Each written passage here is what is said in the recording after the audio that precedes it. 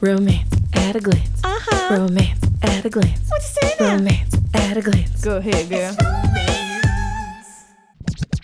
Well, hello there, dear listeners, and welcome to a super special interview with Nalini Singh today on Romance at a Glance. I'm your host, Bridget. With me, as always, is my co-host, Shani. What up, Shani? What up, Bridget? I'm so excited to be here. Dude, I am stoked. As you know, I love Nalini Singh.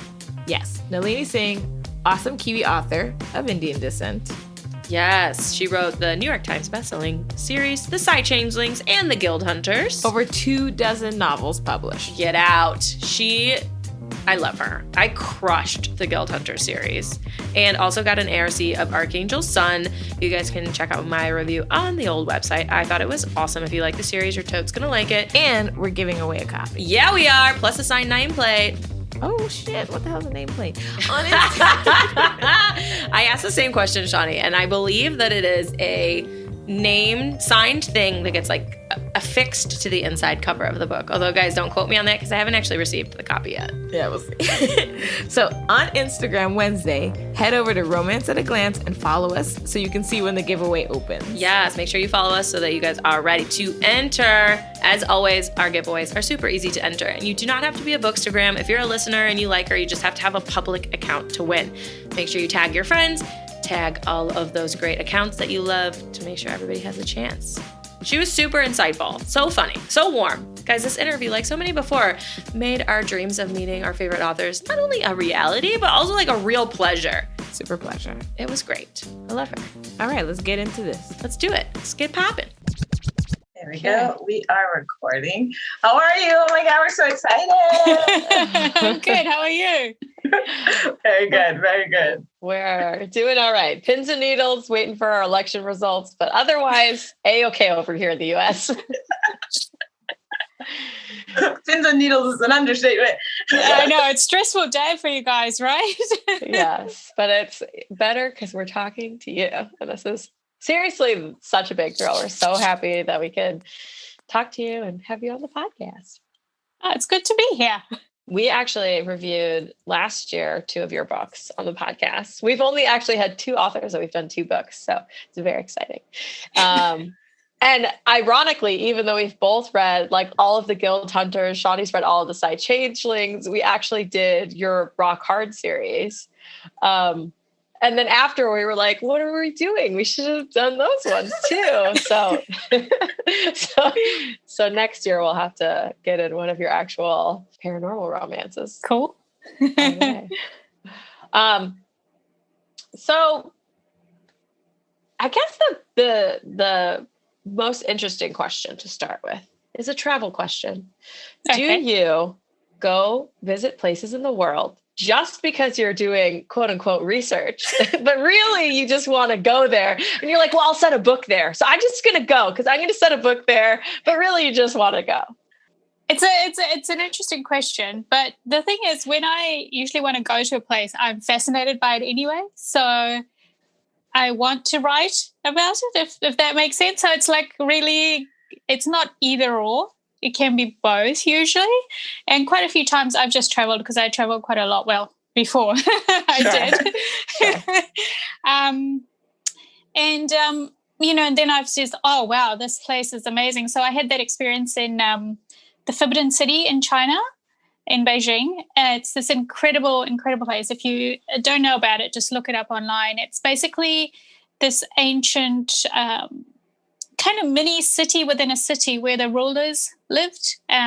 It's incredible. All these bridges, everything's carved, and it's just fascinating. And as soon as I saw that, I was like, I have to set a book here. I have to do something with this because I can't just let it go. But so it's happened that way as well. And then I'm trying to think if I've specifically gone to a place saying, yes, I went to India, and that was I knew already I was going to write a book set in that area, so that was really good. I was able to do research, but in most cases, it just happens. It's like I go somewhere and it's like, oh wow, amazing. I always take lots and lots of notes and incredible amount of photographs, so that I can use them all. I was in Norway a couple of years ago, and we're in a boat going through the fjord. And I looked up and I said, wow, you could push a person off that cliff there and their body would disappear in the fjord. And I didn't realize the lady next to me was listening to me talking to my sister. And she just gave me this look. And I was like, no, fiction, just for fiction. You're like, it's okay, I'm an author. That's right. Yeah. Good question. I had a moment like that the other day. I forget exactly, but it was just like that, where I was like, if somebody just tipped off this thing, nobody'd ever see them again and they'd be gone. They'd just be gone. And my friend was like, to me, it's just data in my mind. I'm like, oh no, that is a fact of what would happen. It's just world building, Shani. You're just building a world for a future story. That's all you're doing. Saying? Or maybe a future career as a murderer. We don't know.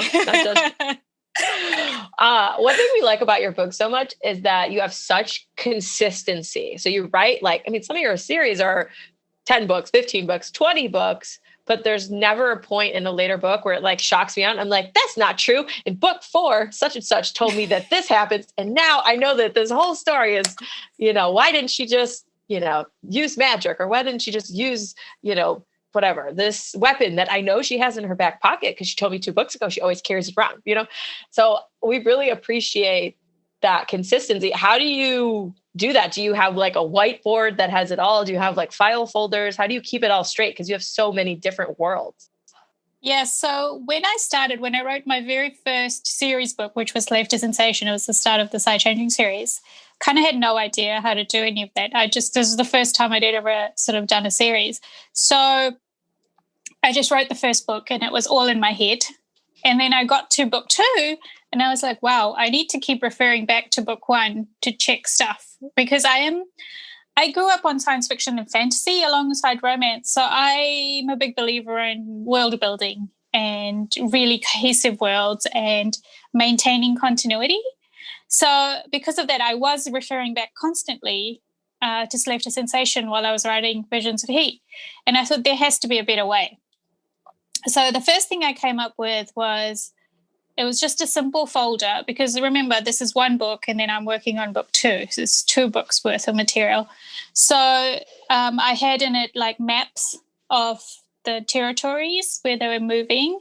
I had notes of like how much time I said it took with, their vehicles, their high-speed vehicles. Then I had a page for each character that had I give everyone a birth date, because it makes it much easier to keep track of time. And then I had just basic characteristics, just the eye color, height, that kind of thing. And then I would have notes, a few notes about emotional connections and things like that. And I also had lists, like the list of the Psi Council, the list of the Pick Sentinels, things like that. So it was basically quick reference material that I needed as I wrote. And then as the series continued, I realized there was some stuff I didn't really need. Like all the relationship stuff is in my head because it's like a constantly running movie. So I don't need to refer back to check that, because I already know these are like my friends. It's like, your friends' lives kind of thing. But I needed more the detailed stuff, because as the cast grows, all the minor details need to be correct. So I kept it in a folder for the longest time. And then my sister took pity on me and she's my assistant now. And she set up a wiki for me. So it was all cross-referenced. Oh, that's and nice. So I could just, for example, if I was talking about Hawk, I could go on Hawk and then it would click through to all the different people that were referenced. And it was fantastic. And I never used it. So I had to apologize to her, because I was the one who's like, yeah, it's a great idea. So the thing is, when I write, I am offline. I don't like I don't like any kind of interruption. And to me, going into a database to look up that stuff was an interruption. So we had to come up with another way to get that material in. So she still has that database. What I have, again, are the folders, because I just like that really sort of manual tactile thing. Mm-hmm. Yeah. And just when I'm on my computer file writing, I still work on Word. So I still have this single computer file where I'm working on, and that's it. That's what I have open on my screen, and then my folders. But the other thing Ashwini has started to do for me, and I ask her for what I need book by book, is basically she'll do a manifesto. So she did, for example, say I'll use Caleb's book. So for Caleb's book, she would have done a Caleb manifesto, basically gone through every single book and found references where he was mentioned. And then I go back and I reread all of it, because the way to maintain continuity with a character is to constantly refresh myself on that character's journey. And also, there's all these little subtle things that are not necessarily facts, but that come through as you're reading the book. You'll know that as a reader, and I need to know that as a writer to do justice to the characters. So, yeah, it's quite complex. So the book I'm writing at the moment, there's quite a lot of backstory. Like, the reader doesn't necessarily need to know all the backstory, so I'm not putting that in there, but I need to know to maintain the continuity for readers who are reading book by book and who can follow all the threads. So like you said, I get really annoyed if an author forgets a continuity point. So I don't want to do that myself. So I try my very best, I am obsessive about it. Like, it can take me a couple of weeks to do the final checks on a book and be like, okay, I need to check this apostrophe because it might possibly change the meaning of this one critical sentence, So yeah, it is a lot of keeping track of information, but also a lot of rereading, because the text is the core material. Because of the way I write, sorry. No, go ahead. No, I was going to say, because of the way I write, I actually delete a lot. And so there is sometimes information in my head that isn't actually in the book.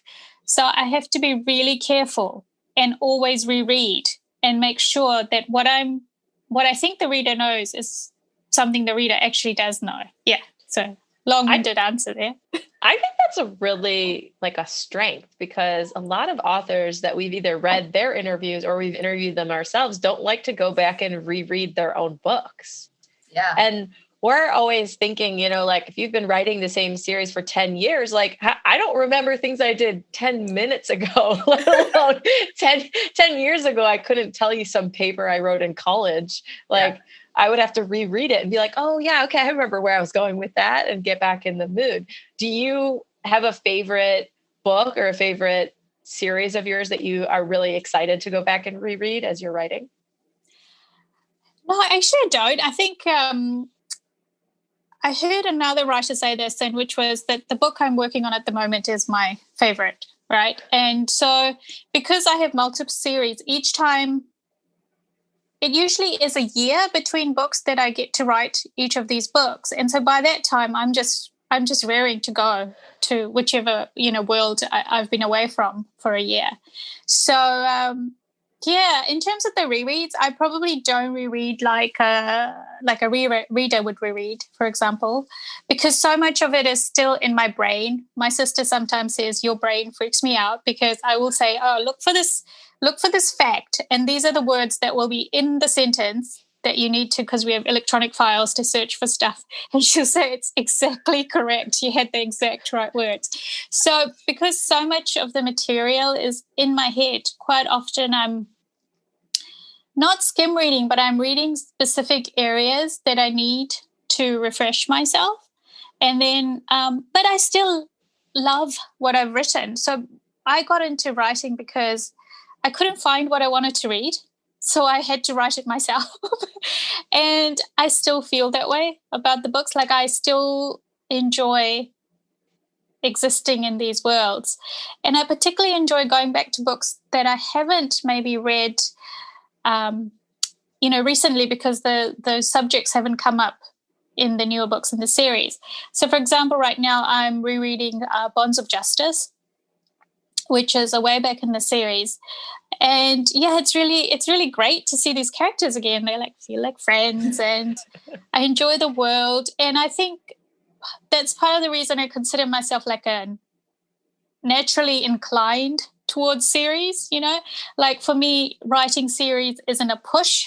It's actually something I have to fight against. So last year I came out with my first thriller, and it was meant to be a standalone, and I was like, oh, I could do like a spin-off. And then I was like, no, slap myself, because no, standalone, because I can't handle having more series. You know, I have enough at this point. So that's just a natural tendency I have. And I think that same thing feeds into why I can reread, because I love being in that world. I love seeing the characters. And it's the same reason I reread my favorite authors. Mm-hmm. Nice.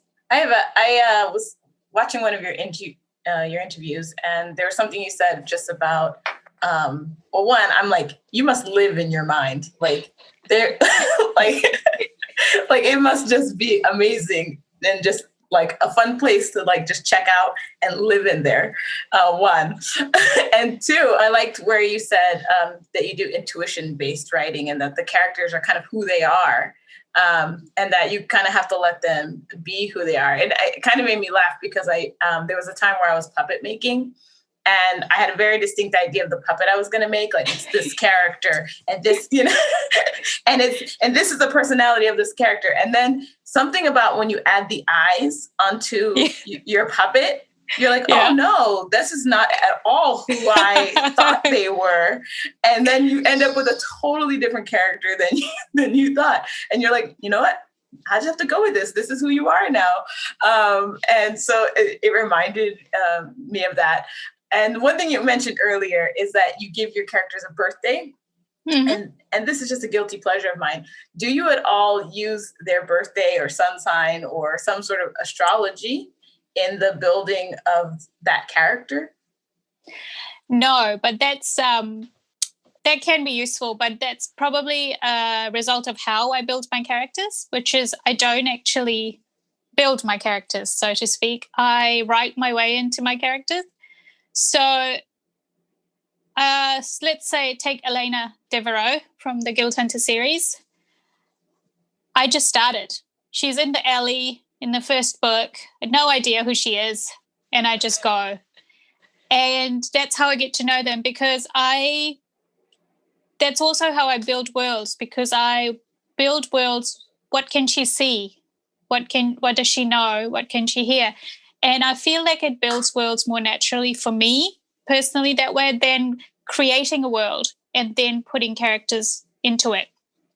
And because of that, with characterization, it means I don't really know my characters when I start writing. And that means I do multiple drafts. One time when I was younger and I wasn't published, I was really trying hard to get published. I thought, you know, I have author friends who do like a character outline. So they like interview the characters and they have all the information and then they write, and they were really successful, you know. And I thought, this is a much more efficient way to do this. And I did all the work, and I just, you know, I was all like ready, and then I was like, yeah, nah. Totally have you ever written a book and then just been like, this isn't working, and just thrown the whole book out? Yes. Yes. I've at one point 80,000 words. Oh. Yeah, went. But I mean, I write very fast in those first drafts, and that's part of the reason, which is I don't want to be forced into keeping material that doesn't work. So I don't edit as I go. I'm literally, some people call it like the dirty draft. I prefer fast draft. But it's literally like telling myself the story. I'm just like, and this happens and this happens. And then sometimes there's little notes I leave myself and things blow up here, and then I keep going. And so it's really getting to know the character by seeing who they are on this journey. And then I get to the end, and if it's a good draft, say I like it, then I go back and start again, because now I know who this person is. So the first draft, which no one ever reads except for me, if you read it, you would say it's so flat. It is so flat, because of course it's flat, because I don't know this person yet. They literally are a stranger to me, And so by the end of the draft, that's when the book starts to hold power because, I get this person now. And so I go back and rewrite with the personalities involved, the emotions involved. And that's when I call it like my skeleton draft. And then the skeleton starts to have flesh and starts to have clothing, it becomes like a being in its own right. Does that count for, so like, obviously, like, we'll just use Guild Hunters since you just said it, but like the 7 you meet at the beginning. So you're writing this draft. By the end, you start to know who everyone is. You start to flesh them all out. But then they all go on to have their individual romances. So do you do that same thing for future books too? Like, do you know, like, this book is going to be about this, or like the Hummingbirds book is about to come out, or I guess by the time you guys are listening, hello everyone, it will have come out last week. And like, did you know, this is going to be about her, so now I'm going to write that skeleton, but knowing she's the main character? Or how does like the future books? Yeah, it's slightly different because I write series. Quite often, by the time I get to a character's book, I already know that character really, really well. And so usually it's not the character I know well that I have to work on getting to know. It's if there's a new character in there, that's the character that's going to take more of the work to get to know, because obviously I have spent so the Hummingbird is not such a great example just because she's only been around a little bit in the previous books. But let's say we take one of the 7, like you mentioned. We take ILLIUM or Dimitri. By the time I wrote Dimitri's book, I'd known him for like 3 whole books, right? Right. I knew he could be a bit of an ass. I knew he had this painful history. I knew he had children at some point in time. There was a lot I knew about Dimitri. And so those books are written slightly differently just because I don't need to go. So I already know these people. And but at the same time, I only know them from the perspective of someone else. So for Dimitri, we know him from the perspective of Elena and Raphael. But we don't know who he is from his own perspective. So that's the journey I have to take. I have to, with each book, I think as a reader, I would hope you'd find you'd learning more about the character because this is their turn in the spotlight. But it definitely is easier in some ways to write a series book where you've known the character for a long time just because the personality is, so developed. But at the same time, it's also harder because there's all that history that you already know that has to flow into the new book as well. Yeah, so it's balancing that out. Yeah.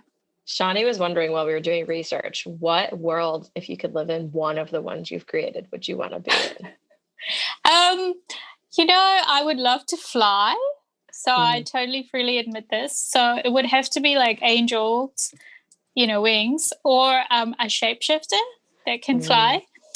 And given that the Guild Hunter world is actually quite brutal, much higher chance of a horrible death, I think probably I would go for the Psy Changeling world. It's, with the pack, the Changeling packs are a bit warmer and more likely to survive. So I would be like a winged changeling, I think. Nice. That's a good I agree. That's what I would go with too. I mean, the Guild Hunter world, I love writing in it. I mean, I think in one of the first back cover copies, they called it something like cruel and beautiful. And I thought, yeah, it's perfect. I love that world. I love the moral questions that come up. There's all these gray areas and it's just it is beautiful. I think it's probably my more visual series in terms of the colors of the wings and the settings and the way people look. But it has got that cruelty in it, that darkness in it, that I'm more of a warm and fuzzy type, so probably in the other world. I'm not sure I would have picked that up so much from your writing. Yeah. maybe there's a cruel darkness inside of me somewhere. I'm more Cuddles and Teddy Bear. Now slice off their hands. Yeah, that's right. Yeah. Now rain fire down on everyone. I'm curious. So, since you are writing intuition based, right? So when you have your main character and they have the person they're falling in love with, what's important between that dynamic for the connection to work? Okay, so this was something I learned quite as a new writer. So I started writing quite young. So really started writing novels when I was 18. So I started trying to write full novels. And obviously, when I was younger, I didn't have the breadth of life experience. So when I go back and read those first manuscripts, which were never published, they were my attempts, I can see the imbalance. So one of my friends who is a bookseller, she actually did read one of my unpublished manuscripts, and she said there's a power. One character is too strong. That's why it's not working. And I don't mean in the sense, so if you look at Elena and Raphael, practically speaking, he is much stronger, right? He can kill her in a heartbeat. And yet when you're on the page with them together, there's inequality there. They are facing off against each other as equals in the emotional sense, because she has got grit and she will stand her ground. And so what I think that's critical for a relationship in a romance to work is to have that sense of equality between the characters, even when, in terms of external factors, it's a very imbalanced relationship. So another example I want to use, because I think quite often this, we start thinking of this as like the kick-ass heroine, which is just one facet of strength. So the other example I quite often use is Sasha in Slave to Sensation. Now, she's an empath. She can't actually hurt someone without it rebounding back on herself. And then Lucas is an alpha changeling, so he is the head of the pack. He's used to being the boss. And she is quite broken when we meet her. And she doesn't have the physical strength. And yet their relationship ends up as equals again. And so it's about knowing each character's strength and what they bring to the table, and thinking that if these two are going to be together, happy ever after, forever, what does that mean for these two? What does it mean? What kind of relationship is going to bring them happiness? Hopefully that makes sense. Aw, sweet. Do you have one character that you feel like the most connected to? Like you just loved their love story and you were so happy for them that they made it? Oh man, all of them. Because I'm pretty mean to my characters, a lot of them. So I'm really happy when they get their happy ever after. Just in general, though, I do love all the kids, any of the kids in the books, just because they're like a bright spot in no matter what's going on. They're doing their thing, they're being kids, and yeah, that's fun. But yeah, in terms of the love stories, they're all so different. So I can't choose. I guess one I will say is Heart of Obsidian, because that was a long time coming. And Caleb and Sahara, we sort of hear about Sahara in book 2, and then it's book 12 by the time it happens. So yeah, but then there's Hawk, there's Sienna, there's so many. Yeah. No, I can't choose. Can I ask if is ILLIUM gonna end up with, I don't know how you say his name. I would say AODHAN in my mind, but I don't know how I say his name. AODHAN? Yeah. Because I would like them to be together. Or maybe they could share one little winged friend between them. They could all be together. Yeah, I'm not going to answer the question. Oh but- no, you guys, she's not going to answer. I was hoping to trick her into it. What will be, will be. It will see. be. Okay, we'll have to wait. Will be. We'll have to wait till next year, or the year after, I guess, because you just published Guild Hunters this year. So it's once a year. So who knows what is coming. I will say something. You do, but obviously the hummingbird is ILLIUM's mother. Mm-hmm. So he does have a presence in this book. So there's a little bit of information in there. He does have a presence in this book. Both of them do, actually. And yes, I liked, that was actually some of my my favorite moments, were that the sort of back and forth between them throughout the book and how it sort of evolves throughout the story. Yeah, I actually really loved that too. I loved writing because the hummingbird and Titus both were interesting character to write because they are so old in their motor world. And so they're interacting, especially the hummingbird, she's interacting with even Raphael in a way that's quite maternal. Like to her, they're kids. Even though he's an archangel, Raphael's still a kid. And of course, ILLIUM's her baby, her baby boy. So she's never going to be like, she's always going to see him as her son. And so, and also AODHAN, she thinks of him, in that same sort of way. So, it was actually really fun writing those scenes and seeing how they treat her. Because I think you know a lot about a person by the way they treat other people. Mm-hmm. And so to see their relationship with her, I think builds their characters as well. Yeah, absolutely. Nice. Okay, so one thing we do love about your books is just how diverse they are. And obviously I'm brown, and that's very important to me. I don't know if you've noticed. But we just beyond skin, but diversity. We talk a lot about diversity of romance, the types of romances that are happening, whether they're LGBTQIA, whether it's a menage, whether whatever it is. So we look very specifically for those types of stories to read for the podcast, not just the status quo. And so we love that we can find diversity in your books. So appreciate that. And we want to know what you do to prepare for writing characters that are different from you culturally. Like, well, all your characters are different because it's paranormal, but do you know what I mean? So I live in Auckland. So I was born in Fiji, which has two sort of main cultures.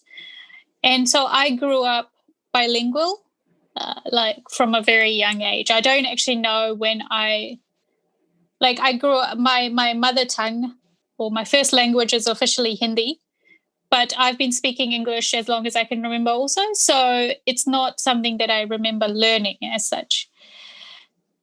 I think that's important because from Fiji, which is already multicultural, and a lot of people there speak 3 languages. I came to New Zealand, specifically to Auckland, and Auckland is often referred to as the capital of the Pacific. It is probably the most diverse city in the Pacific. And I went to, a big public high school, and they had this thing where in our school hall they would put flags up from every country where a student was represented, whether it was they were born there or their family was from there. And there were, I don't even know how many flags there were. There were a lot of flags. I think I want to give that history because I want to say that the diversity aspect was always natural to me. Like for me, when I sit down to start writing, it feels incorrect to write it just in a monotone, you know what I mean? Like in a single, for example, just in a single ethnicity. Because all my life I've been surrounded by this great big sort of melting pot of cultures and ethnicities and different kinds of people. And then I've also traveled quite a bit. I lived in Japan, for 3 years. And Japan is probably the place I lived at that was the least diverse, just because it's, their population is so high, so there's not much immigration. But the program I was in actually had graduates from all over the world. So I ended up really good friends with a whole bunch, actually, of Hawaiians and all these other people from all over the world. And so I think it all feeds into how I think. And I also think it's given me greater empathy for different ways of living, different people. And so when I research, first, I try to think, can I do this justice? Can I write this character in a way that does it justice? But I never come to it as, okay, so I'm also brown, quite important to me too. I never say I'm going to write a brown character or I'm going to write a black character, because that's, I think, when you get into the position of maybe stereotyping. So for me, it begins with the character. Who is this character? Let's, for example, take Ashaya Aline. So I saw Ashaya. So I tend to see my characters quite visually in my head. So I saw Ashaya. I saw her skin color. I saw her hair color. But what I saw most of all, she's a scientist. She has a son that she will protect with her life. So the core of Ashaya is not her skin color. The core of Ashaya is this driving force to protect her son. And then the rest of the character is built around that. And so it's a little bit different because I'm writing paranormal. It's different. There are different social norms. There are different cultural norms. When I write contemporary, I do a lot of research to make sure that I can make the character authentic. And I'm trying to think if I've ever written a character where I don't actually know someone from that ethnicity that I could chat to, or, that where I've been to their house and I've eaten the meals kind of thing, and just got the vibe of how they live. And so I've been lucky to have known, many, many different types of people. And especially through school, I have to admit, through school, my school was just, it was great. It was awesome. I loved it. But, I think the biggest thing I always keep in mind is not to stereotype, always to build the character first. And the ethnicity, so I'll just tend to talk about ethnicity in terms of diversity. That's just one part of their characterization. It is not who they are. And this is because I write many brown characters and many black characters and many characters of all kinds. And so there's never one person who has to be like, okay, I am the sole representative of all the people of color in this entire series. So, they all have to be unique. They're people. And I think that's the most critical thing. That's how I cast. I cast people. And that's probably great, the best way to put it. Advice, I think, for other authors who are maybe concerned about not my story to tell, or concerned about how, I don't want to put someone in the book because XYZ reasoning. I think that's a great way to say it. It's just you should build your character based on who they are, how they feel. And then, as that comes about, they won't be a stereotype. You won't have to worry about them being a stereotype because you already have the core of who they are, which is exactly, because is the important part. Each person is different. Each person is different. And for some people, let's say the racial element of their makeup might be really critical, depending on the type of story you're telling in your book. I think Alyssa Cole's When No One Was Watching. Have you guys read that? It's really good. It's a thriller. Not yet. I want to. It's on my list. Obviously, that's a critical element of that, the main character's makeup and what drives her. Whereas if you take a black character and you're writing a fluffy romance where she's falling in love with her neighbor who used to be her best friend's, her brother's best friend, that's different. It's not going to be all about the racial aspect or the racial history, which is a big part of Alyssa's character. It's a completely different dynamic. And I think that's where people get hung up. They think it's that thing of, I can only write it a certain way. But again, it's about people.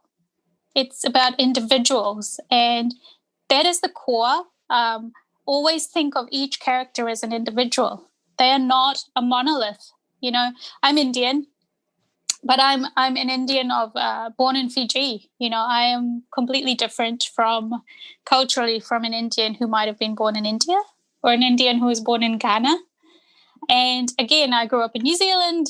You know, it's who I am is quite unlike any other Indian character you might meet. So just always keep that in mind, that people are individuals, even if we belong to a group.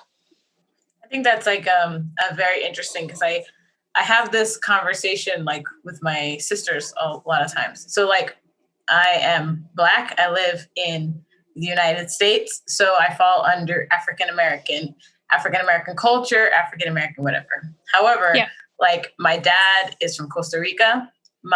We grew up like touring on a tour bus. You know, I didn't have another Black person in my school until I was like in the 6th grade.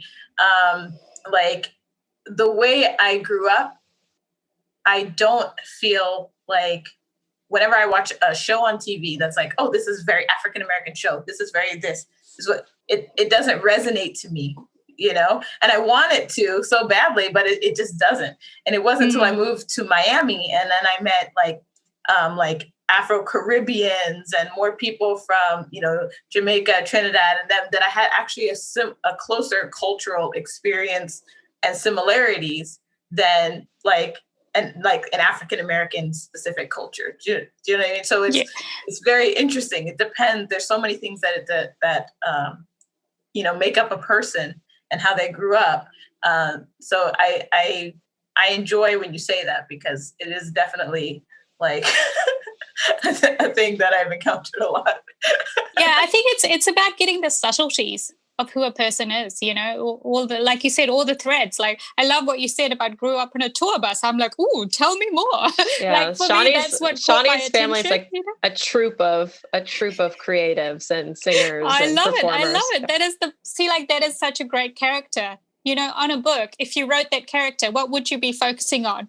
You would be focusing on that family and that background that's made you who you are today. You know, so yeah, I think it's really, really important not to fall into the trap of thinking I'm writing XYZ in terms of a diversity checkbox kind of thing. That's a terrible way to write diversity. Write people, you know, write people you would like to know or you wouldn't.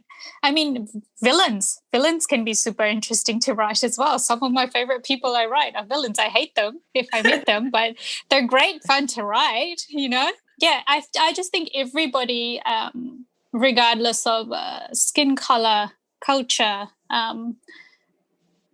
whatever, everyone should have a chance to be in books in every role, you know, whether that's the hero, the villain, or anything in between. Have you seen, because you've been publishing now for like 18 years or 17 years, have you seen an evolution in the marketplace in terms of like, you know, what's kind of quote unquote allowed, or what's, as you're publishing, like even, oh, I want to do this male romance, and they're like, oh, sorry, I can't do that right now. Like, have you seen an evolution in what is, like, do people push back? Like, oh, actually, could you change this? Or because you're in paranormal, have you sort of been able to avoid some of those different things? Because we've had a few, like Suzanne Brockman we talked to, and like she had a ton of pushback in her early books for using the word penis, but like also for having like gay characters in early books, and also for having brown characters and Black characters. And she just kind of had to keep shoving it down the throats of all these different people to get them, like, little steps at a time to get to the books that and stories she was really passionate about. So it's interesting. I've been quite lucky in a sense. So I started my career at Harlequin Silhouette, and obviously those there are more strict guidelines there because these are category romances and people expect certain things.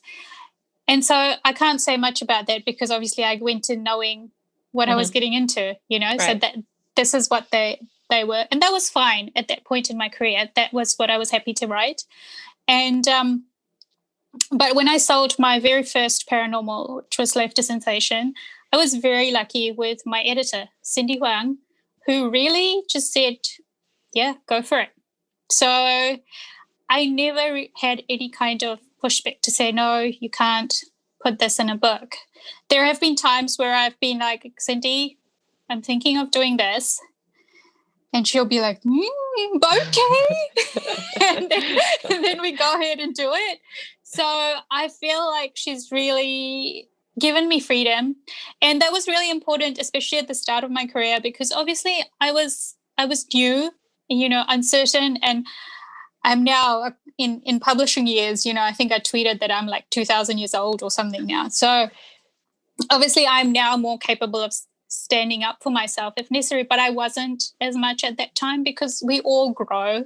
Sure. And so I was really lucky, and she is still my editor, and she can never retire. I have told her this.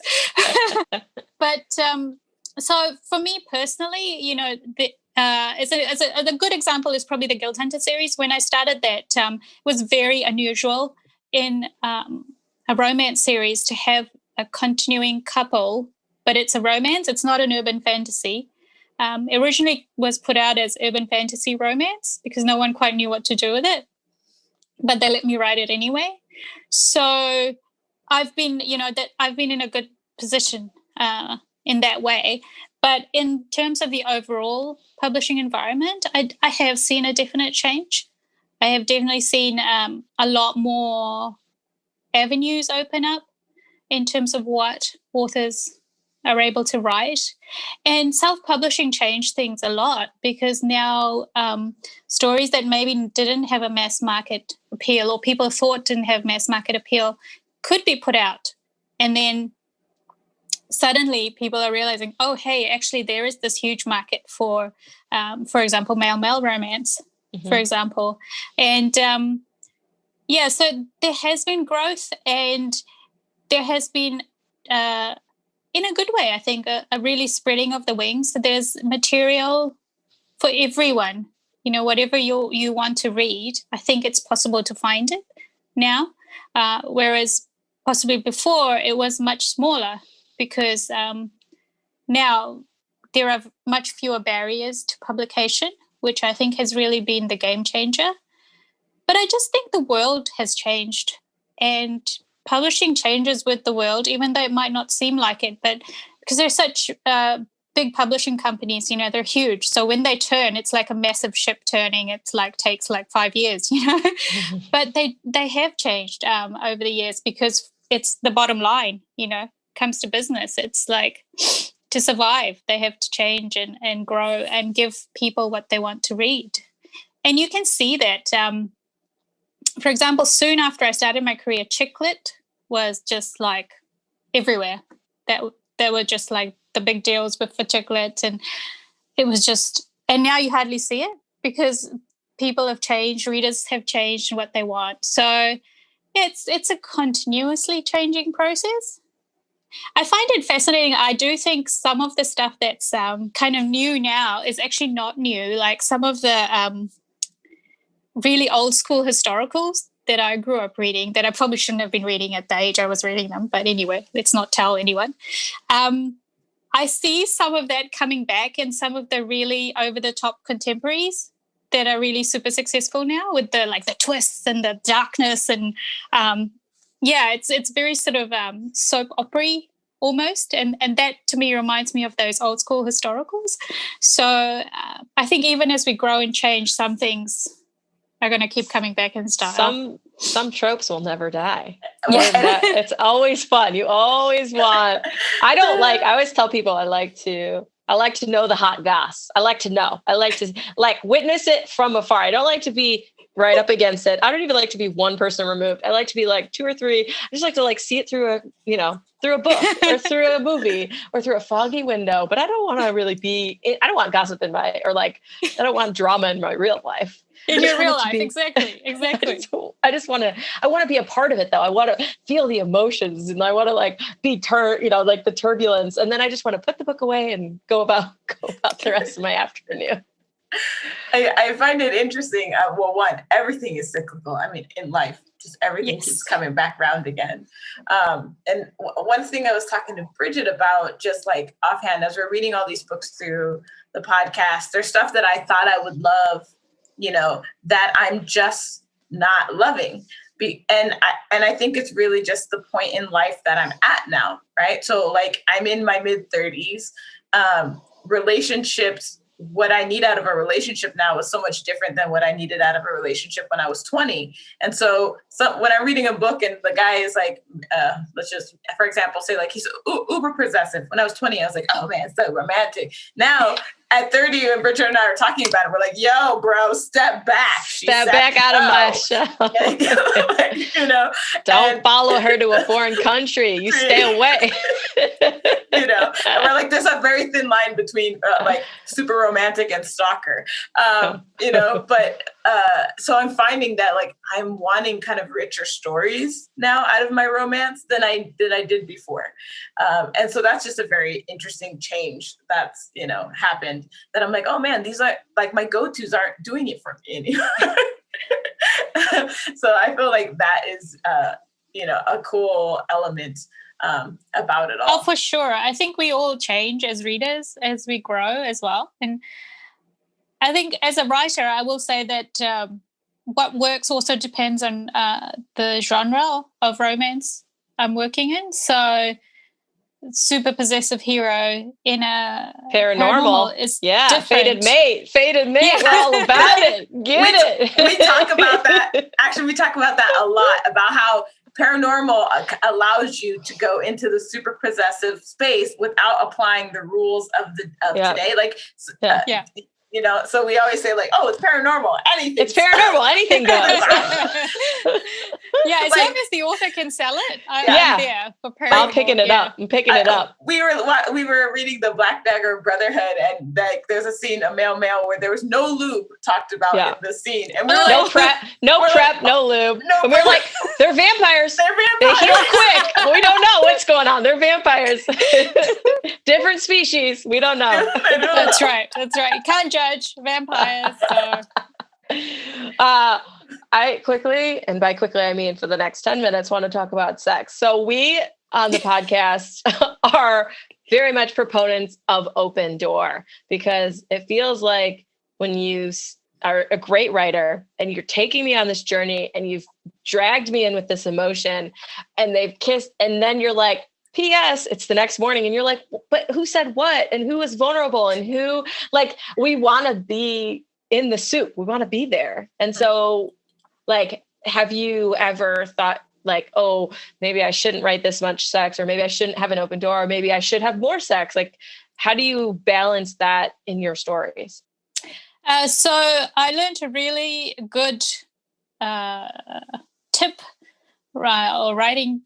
No, it's not a tip. It's more just like and it's not a rule. It's just more something to keep in mind when I'm writing, which is that a love scene or a sex scene has to have the same impact on a story as any other scene in the book. So it either has to move the story forward, move the story backwards, because, two people having sex might blow everything up, or it causes a ripple effect or something. It cannot just be there. Oh, okay, now I need 4,000 more words, so I'm just going to write a sex scene and then I'll have my 4,000 words, because what's the point? The best scenes, love scenes work because of emotion, because we're involved. Even if it's, so I'm not talking about erotica because that's a separate thing. I'm talking about, say, erotic romance. Even in an erotic romance, you're reading for the romance. And so you need that romantic element, that emotional element in every scene.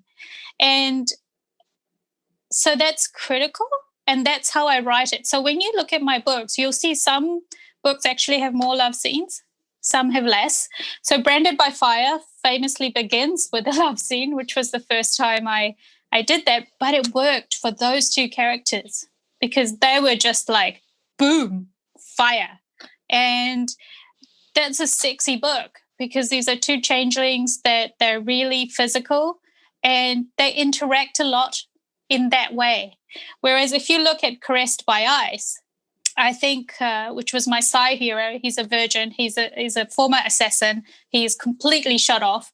He is not going to jump into bed with anyone straight away. And then the heroine is, she's just in a terrible place. So it makes no sense for these two to have a physical relationship until the point they are ready.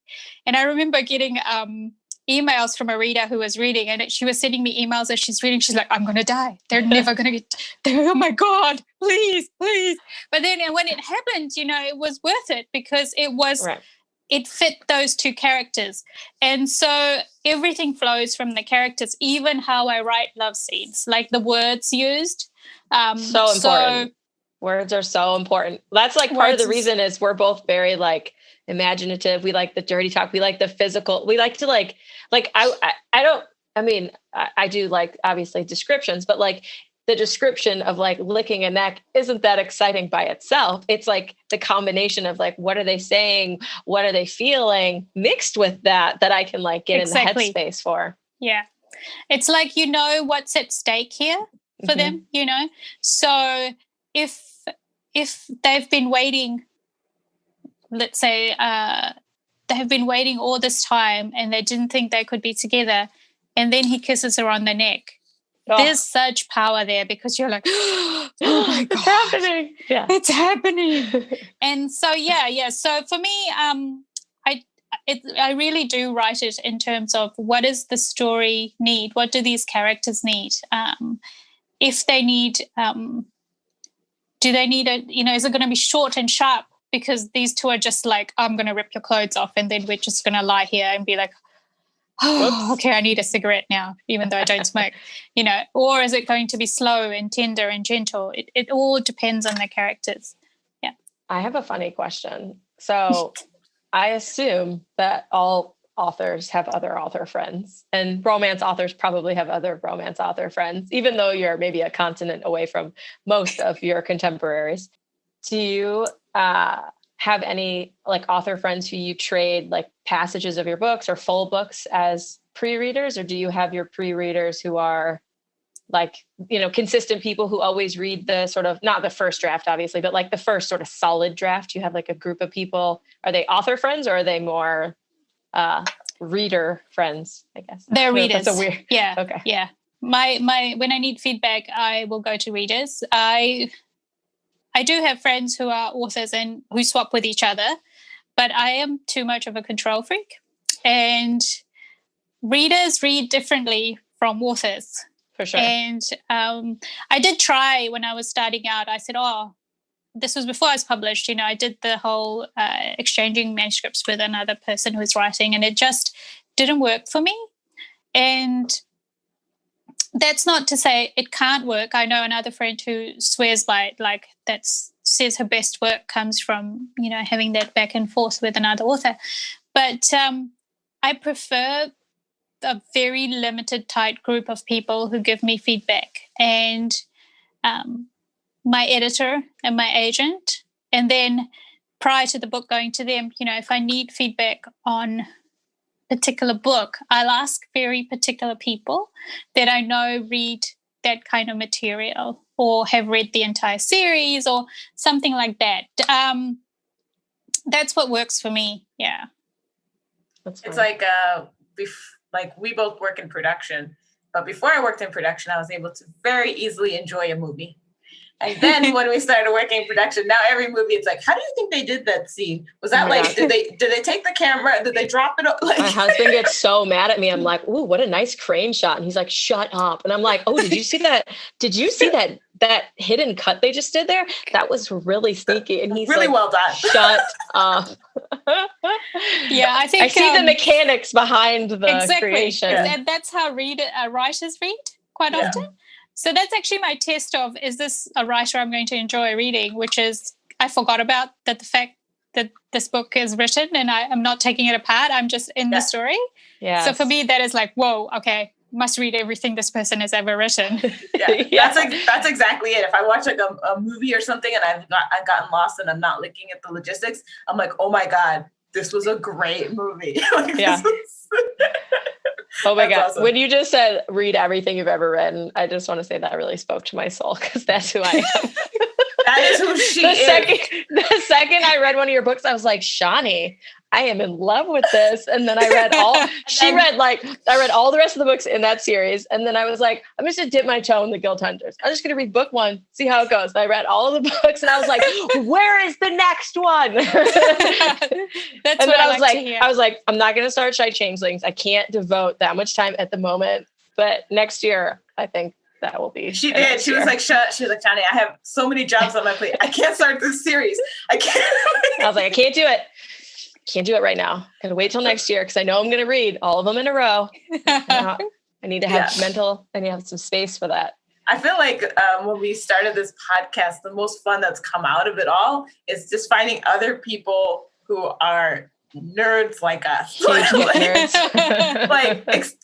That are like, yeah, of course, when I find a book I love, I read the entirety of it. I don't go to sleep. I don't eat. I'm not even sure I shower.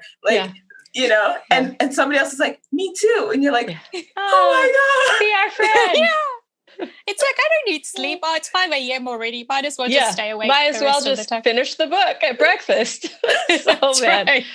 Oh my God. I have a 1 and a 3-year-old, and I'll be at breakfast with my Kindle propped up while I'm like feeding. I'm like, she's not going to remember this. She's 8 months old. I'm just feeding the baby while reading my Kindle. Oh my goodness. Love it so much. That's awesome. I guess I'm always curious about when you started, in 2003, I think your first book was published, or 2002, 2003. So 2003. Obviously not in the same social media landscape and like ease of connecting with an author, ease of connecting with your audience, Facebook groups, all that stuff wasn't as prevalent then as it is now, or even existing in some cases. Have you found over the years that it's been easier to sort of do your own marketing of the books or your own outreach to fans as the years have gone on to help build your community? Or have you found, since you're published, traditionally they're doing like, media spends and you're in Barnes and Noble, and so it's just kind of rolling through?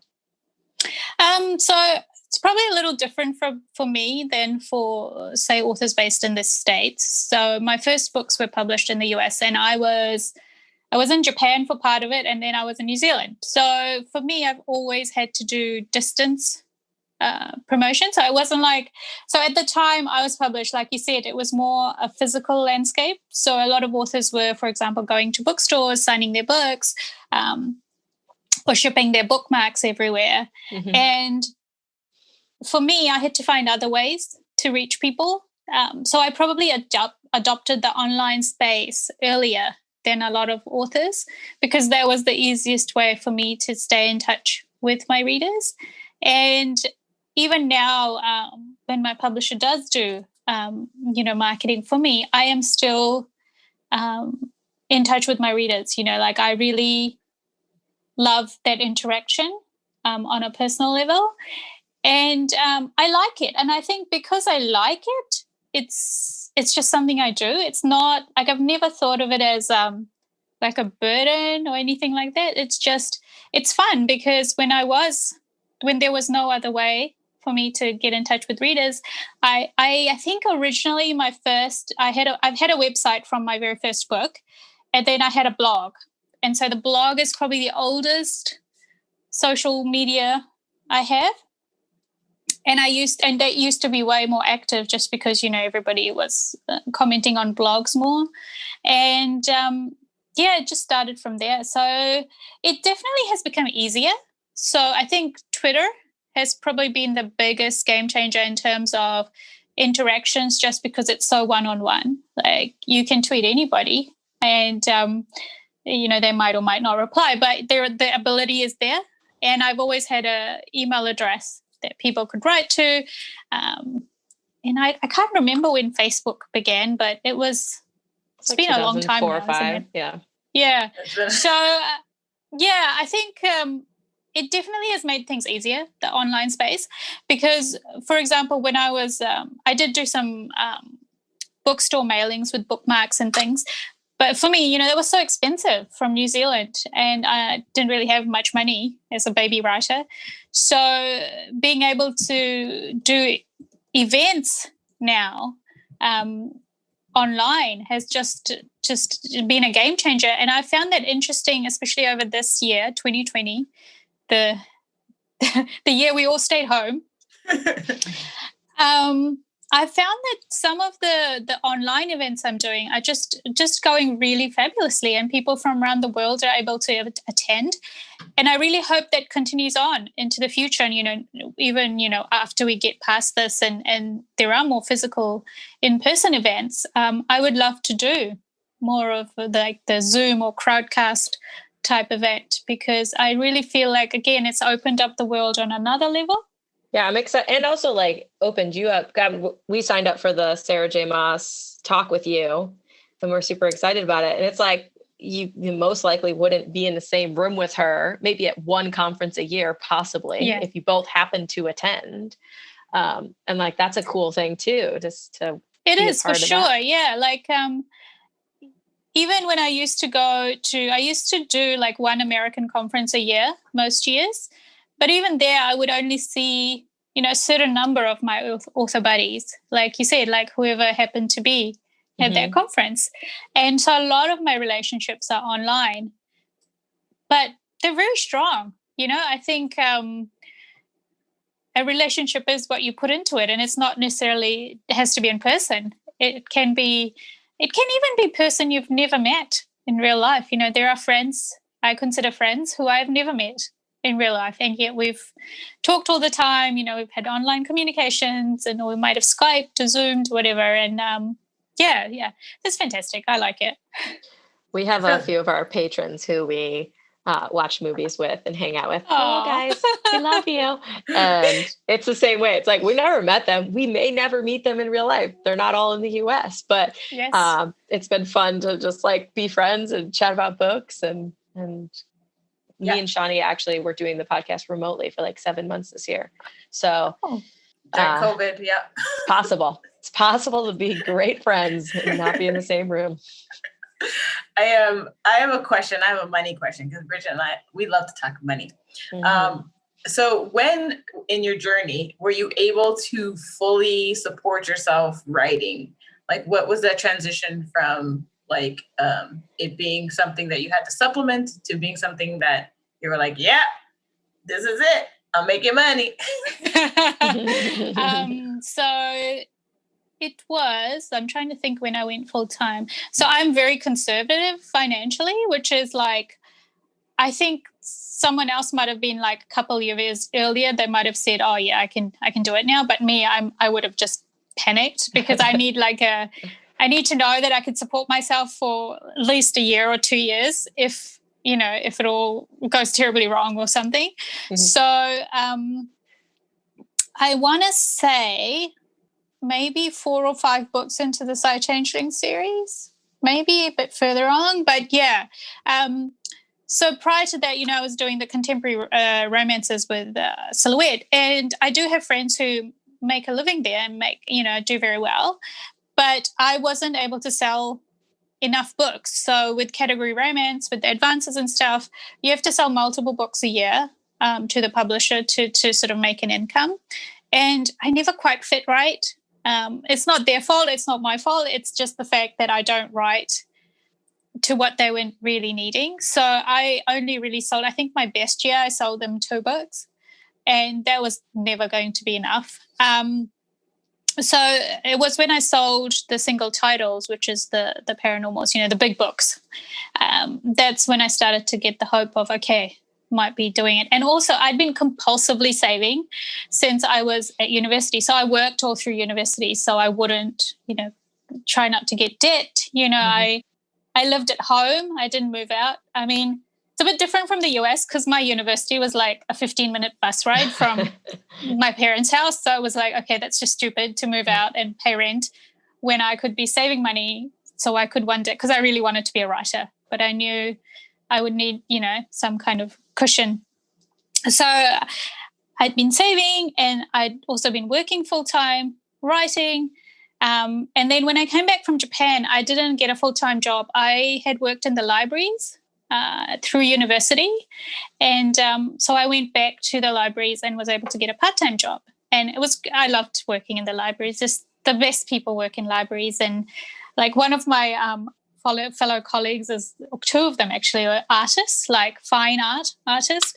They were having gallery showings. And then another one was like a rock musician. And it was great fun. They were good people, and great people come to libraries because it's all book people. So I actually really loved working there part-time because I still needed that cushion of like, okay, I just need to make sure this money is like a regular income. And just even mentally, just because like we both work a lot of like our jobs because they're more contract. It's like I'll make over the course of 3 months a ton of money, and then I'll have 2 months where I'll make zero money, and then I'll have, and so definitely that. I know on Friday every other week I'll get the exact same amount of money and I can count on that. Even though you're making more money doing the other stuff, mentally it allows the freedom of like, I don't have to have anxiety about this. I don't even have to think about it. I could just do my creative thing and just live my life. So I get that 100%. That's a really good point about the certainty and the anxiety, because it is contract work. I'm not employed by a publisher. It's contractual. So, I worked at the libraries actually for quite a bit part-time. I actually really enjoyed it. And again, it was that certainty. I stopped finally when I got so busy that I actually was like, okay, I have to choose. Okay, I have to actually take the jump now and do it. Because you had to do more writing. So you needed more writing time to do. I needed more writing time because, So I needed to do it full time. And also at that point, I didn't have an assistant or anything. So I was, starting to build this career, starting to do multiple books a year. And I was doing, marketing stuff. And slowly it was getting on top of me because it was just me. My sister did used to help me back then as well when couldn't pay her anything. She's amazing. And it really came to a point where it's like, okay, I actually have savings now. I think I should just do it. And it's been fantastic. I feel really lucky to be able to do what I love. I think one thing that helped me, and I would give this advice to any other writers who are maybe starting out, is don't set yourself insurmountable goals. So my goal was just to make enough money that I could support myself as a writer. So I wasn't thinking like I have to be a big bestseller or I have to sell this many millions of books. I literally just wanted to be able to do what I love. And so my goal was to make just a regular income, just enough, to support myself and do this for a living. Nice. No, Shani has a good question for you coming up, but I want to ask one more because I'm selfish. So what is it like when you travel? And because I know we were reading other interviews that your books originally, fun fact, you guys, and not a fun fact because it's kind of sad for our dear Nalini, but your books weren't actually for sale in New Zealand. So you're publishing books, but they're not in bookstores, which I think would be so like all weird because you're telling people, no, I am published, I promise. And then they like go to the bookstore and can't find your book. So what is it like now that you have so many bestsellers, like traveling around the world, you must pop into bookstores and see your book in German or see your book in, fill in the blank because you've been translated to so many things. Like, what is that like when you're like, whoa, here I am. This is awesome. Yeah. It's basically that. It's still a thrill every single time, I remember going into an airport bookstore. I can't remember which airport it was, but my book was there in the airport bookstore and I was so excited. And one time a reader sent me a picture and I think it was, pretty sure it was like Archangel's Blade and it was in a bookstore in South America in an airport. And I was like, yeah, I'm still so happy. And I remember going to Germany. So I've been to Germany a few times because they have the Love Letter Convention in Berlin, which is a romance reader convention. And so we just went into a bookstore, and I was with my mum, and she's like, "Here's your book," because she could see my name, obviously. It was in German. She's like, "You should tell the bookstores you can sign it," because she's my mom, and she's going to be like, "You should tell everyone and sign all your books all over the world."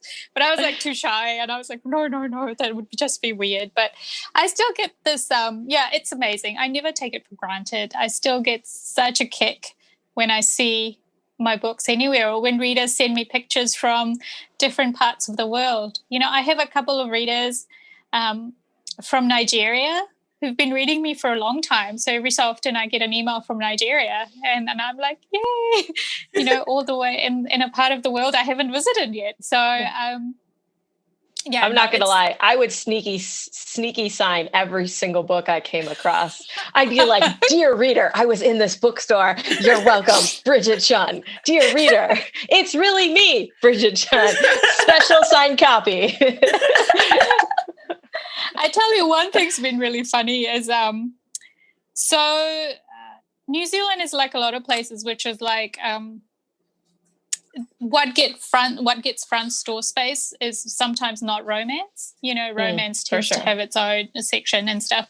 But so with my latest thriller, my publisher was able to get it like at the front of store, like in a big pile. So I went into my favorite mall, and my mum's like, again with my mum, because we went out for coffee, I mean, my mum and my sister, and they're like, "There's your book." And it was like this mountain of my book, my thriller at the front. And I was just like, my face. I was like, it was great. It was probably, it has been really cool, you know, once the book started appearing in the bookstores here. And I think half the family wasn't sure what I did for a living before, but, you know, they're like, "Oh, she does actually write books now. That's great. She hasn't just been, it hasn't been a long con." You know? Hold away in her apartment doing nothing for 10 years. I remember so because Bridget and we create content, but I'm a YouTuber, especially for many years. And my grandmother would always say like, "Oh, Shani, she make the little videos. Oh, it's so sweet. Oh, so nice." You know, meanwhile, I'm putting like the production value into these things, you know. She's like, "Oh, so great," you know, but I knew she didn't know what I did, like really know. And I remember the day, like I took her to YouTube studios, and I walked her through all the sets and the different rooms, and then to like the editing suite. And we sat down, and I pulled up an edit, and I showed her what I was working on. And I could see like the light in her eyes go off, like, "Oh." And then she told me, she's like, "So you really do something, like you," and I was like, "Yes, I really do something." Really. She's like, "You have a job." "Yes, I have a job." Shani, did I ever tell you that my mom told people I worked for YouTube for like 5 years? She works for YouTube. And I was like, "No, I don't. Don't tell people that." That's the same thing. Everybody thinks I work for YouTube. That's exactly how my parents say it. Like, "Oh, she works for YouTube." And I'm like, you know, and then you give up because you're kind of like, there's no way to. I don't not work for YouTube. I know. But I find that to be very interesting. I think for a lot of people, getting their head around the idea that someone is in a creative profession and it is a profession is quite difficult. And so I've never taken it like super badly when people are just like blank faced, especially in my culture. Like for an Indian, I mean, it's like cliche, you know, doctor, lawyer, engineer, teacher, you know, they're the acceptable professions. You can maybe become an accountant also. But, and I was a lawyer. So I never took it badly when people like years into my career would say, "Oh, so when are you going back to law?" And I'd be like, "Yeah, no, not going to happen." But I understood this sort of lack of realization because it's such a new thing. Like of my entire family, extended, everyone, I think I'm the only one in this kind of a job. So I understood. But what I really loved seeing over the past few years is they've realized what I do for a living. is that becoming really positive towards creative choices by younger members of the family. And I kind of feel like that I've had a little hand in that, because I've shown them, hey, you can be successful going in a sort of non-traditional way.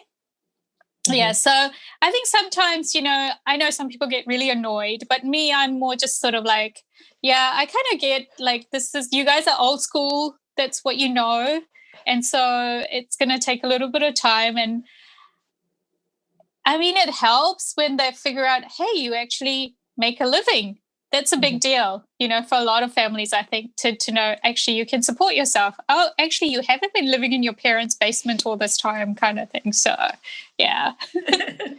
I just want to say as a side note, because as I was like looking through all the titles of your books and stuff, and I was looking at Archangel's Son, I get very excited when I see a brown person on the cover of a book. I'm putting this out here because a lot of times when I see the covers of books, they're always white folks on the cover.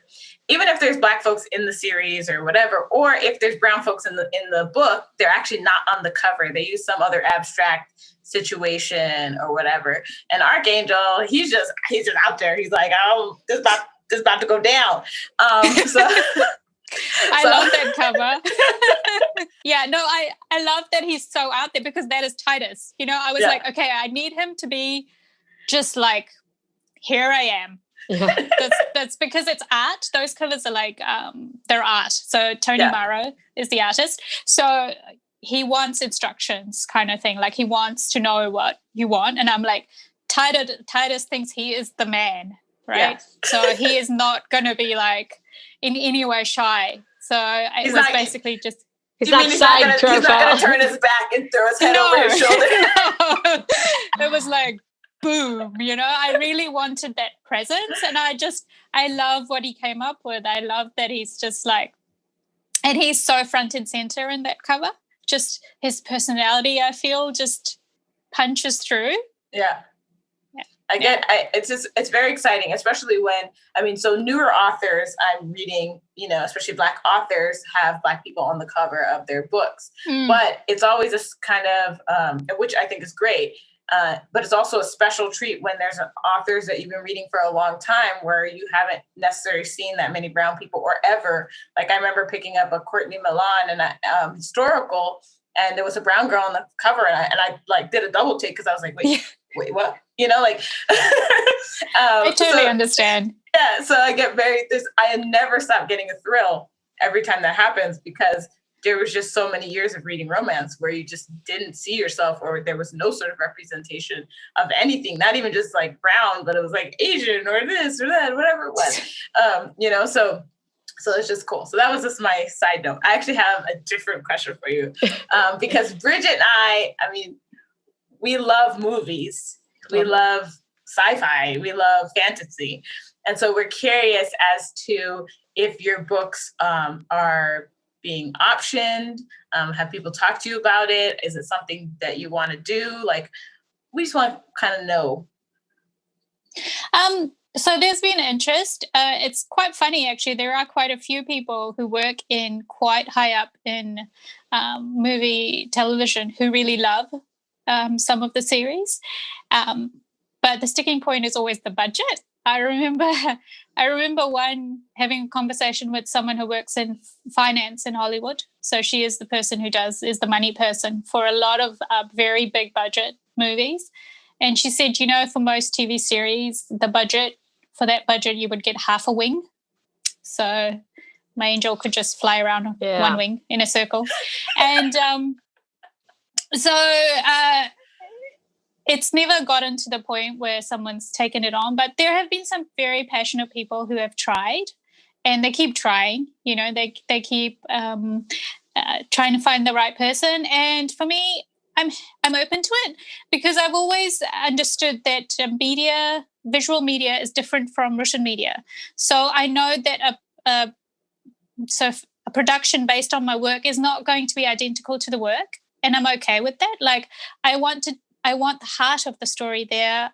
Don't necessarily need to have every single piece, identical to the book. So, and also the people I've talked to over the years who have been interested, we've had really in-depth conversations about what's important to me, and including the diversity.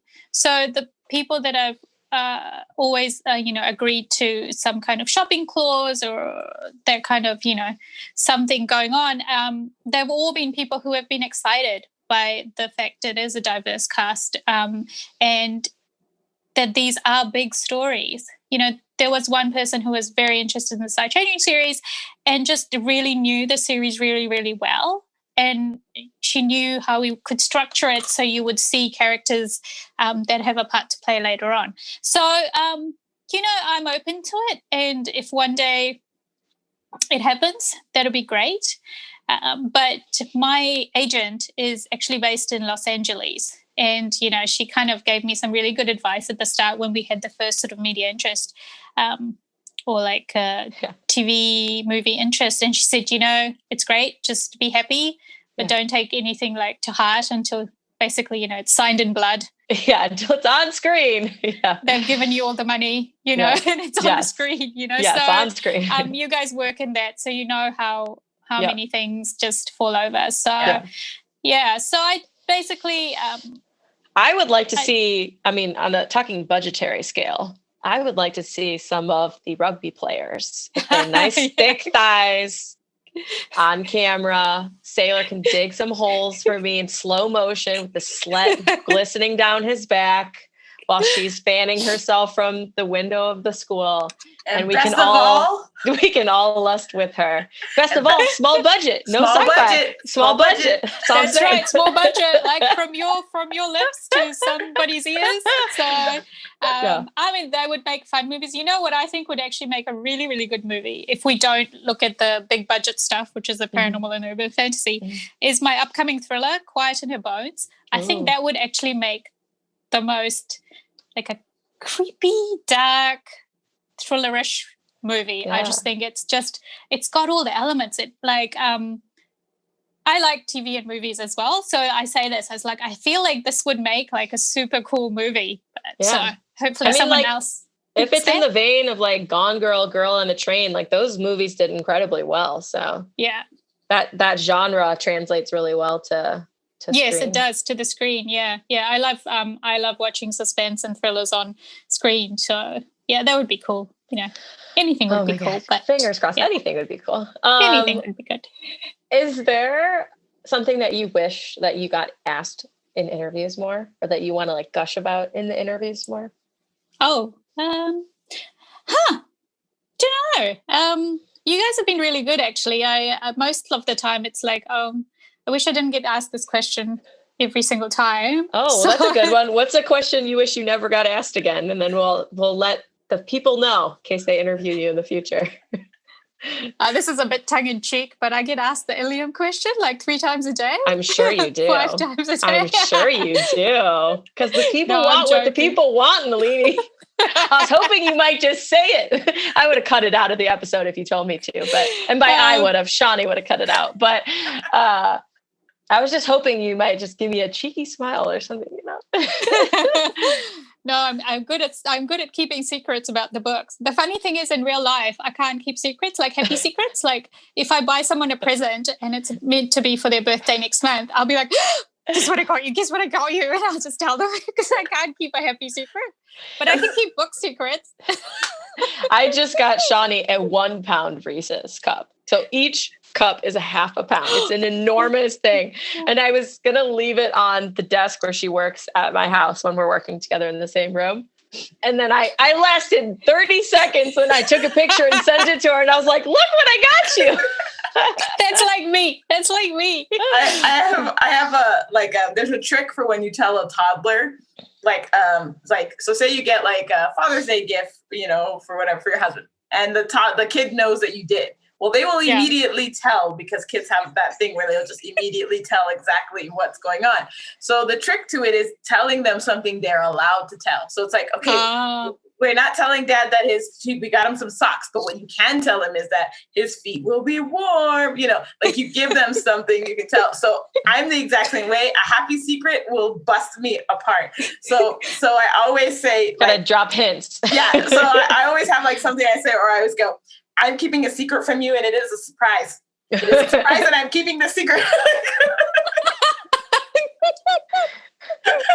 Because I won't last. It's hilarious. I'm suspicious. I'm like, it's like, don't be suspicious. Don't be suspicious. Don't look at me. Don't look at me.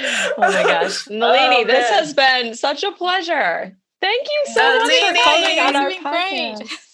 We really appreciate it. Yes. We're so excited. Nalini Singh, you're the bomb diggity. Let me just say. Bomb diggity. Bomb diggity. Thank you. Thanks for listening. Subscribe to our channel to get new episodes, clips, and more. And click here to watch our previous reviews and author interviews.